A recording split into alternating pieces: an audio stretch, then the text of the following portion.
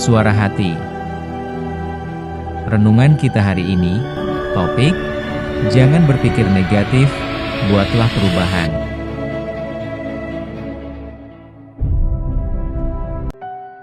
Nas renungan kita hari ini, Kisah Para Rasul 6 ayat 1 dan 2. Pada masa itu, ketika jumlah murid makin bertambah, timbullah sungut-sungut di antara orang-orang Yahudi yang berbahasa Yunani terhadap orang-orang Ibrani, karena pembagian kepada janda-janda mereka diabaikan dalam pelayanan sehari-hari. Berhubung dengan itu, ke-12 rasul itu memanggil semua murid berkumpul dan berkata, "Kami tidak merasa puas, karena kami melalaikan firman Allah untuk melayani meja."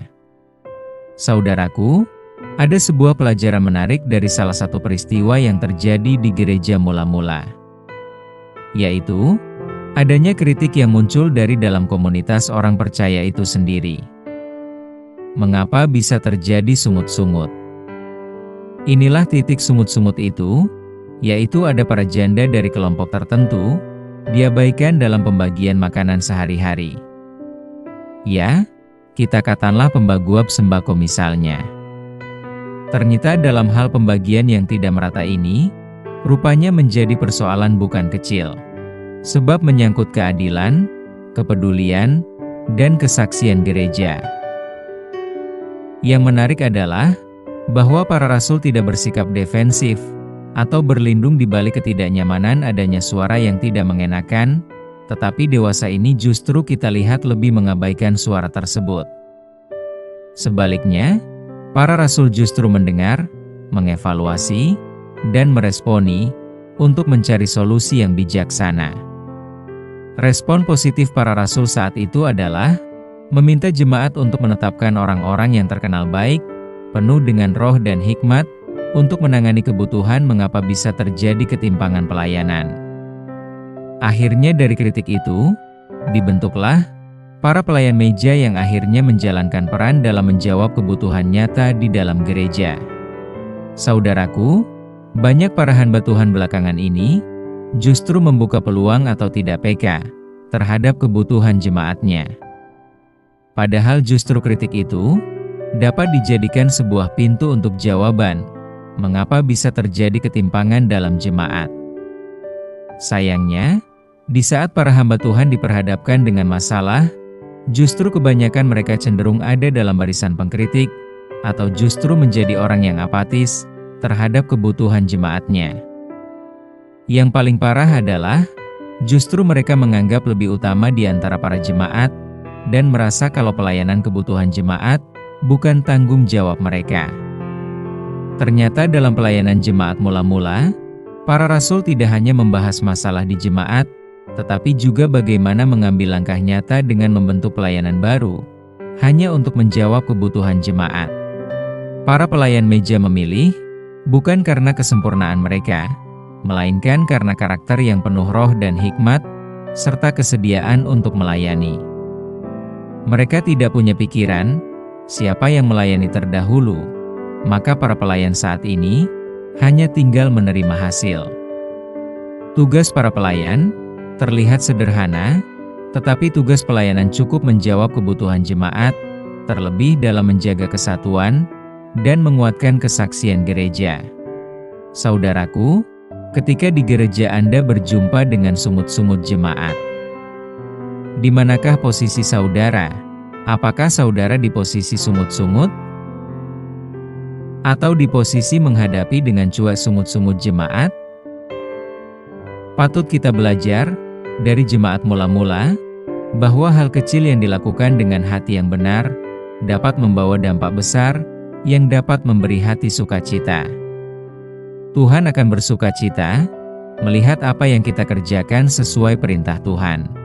Karena itu, marilah kita belajar untuk tidak hanya melihat apa yang salah, namun turut mengambil bagian dalam menghadirkan solusi sebagai jalan keluar. Jangan hanya pembawa kritik, tetapi menjadi juga membawa pembawa solusi. Bukan siapa yang mengerjakan melayani jemaat, tetapi bersama kita melayani. Jika di sekitar kita ada sesuatu yang tidak berjalan baik, atau ada kebutuhan yang belum terpenuhi, atau ada kebutuhan jemaat yang terabaikan, pertanyaannya bukan, Siapa yang salah?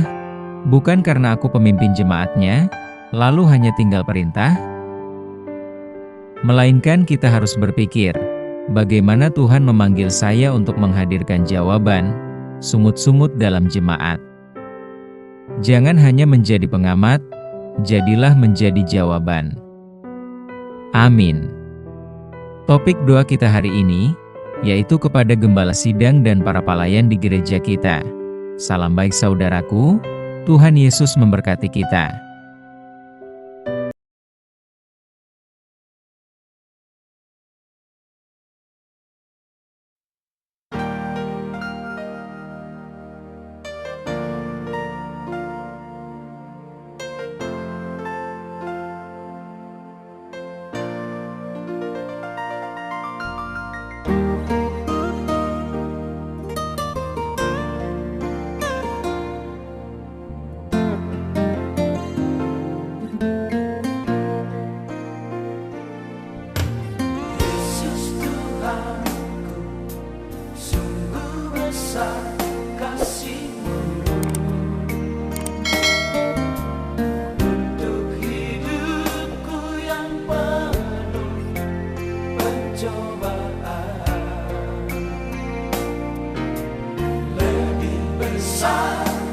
Engkau dari segalanya, indahnya hidup ini bila bersamamu.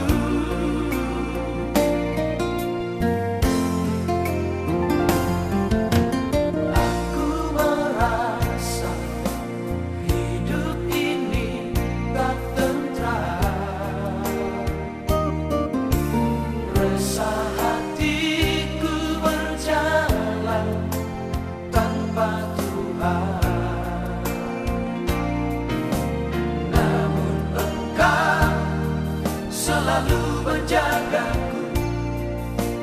Inilah aku Tuhan, berserah padamu.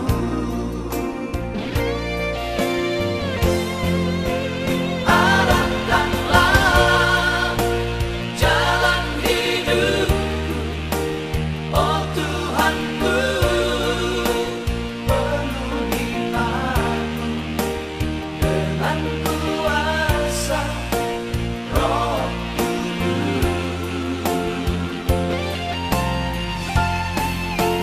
Pakai aku jadi alatmu, oh Tuhanku, yang kuharapkan hidupku ini jadi berarti.